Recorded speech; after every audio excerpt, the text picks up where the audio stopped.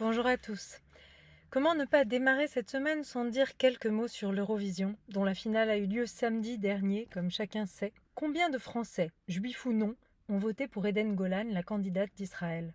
Combien d'Européens ont fait de même? 15 pays sur 25 ont placé Eden Golan en numéro 1. Cela fait beaucoup de personnes, et on les comprend. Saviez-vous en revanche que la LFI avait essayé tout le week-end de culpabiliser ceux qui, sur X ou d'autres réseaux sociaux, avaient témoigné de leur vote en faveur de la candidate israélienne?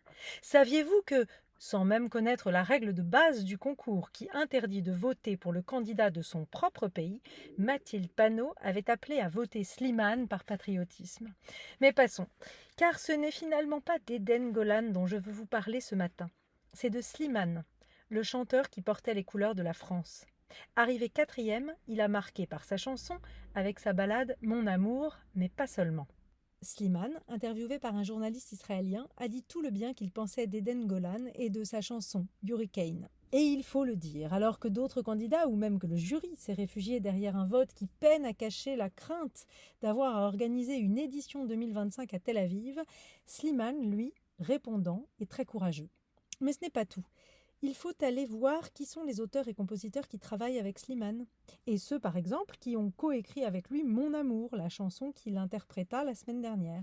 Il s'agit de Yaakov et Meir Salah. Rien que ça. Pendant la répétition générale, il s'est encore illustré par un message très simple au micro. Soyons unis par la musique. Message qui a été filmé et qui, dans le contexte, n'est pas anodin. Et cela ne suffirait pas si je ne disais pas qu'à défaut d'avoir pu croiser Eden Golan dans les loges ou les rues de Malmö, et pour cause puisque la candidate israélienne était recluse dans sa chambre d'hôtel, Slimane, lui, s'est essayé à un duo avec une autre candidate, la candidate luxembourgeoise, Tali, qui est israélienne elle aussi. Bref, vous l'aurez compris.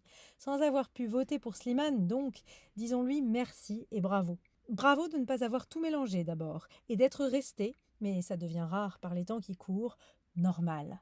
Et bravo aussi de l'avoir fait jusqu'à incarner ce vrai camp de la paix, la vraie, la républicaine. Et si on peut espérer encore, pourquoi Slimane ne chanterait pas au JO? Allez. Et comme on disait il y a encore quelques dizaines d'années, Salomon, Slimane, vous seriez pas un peu cousins? Allez, bonne semaine sur RCJ.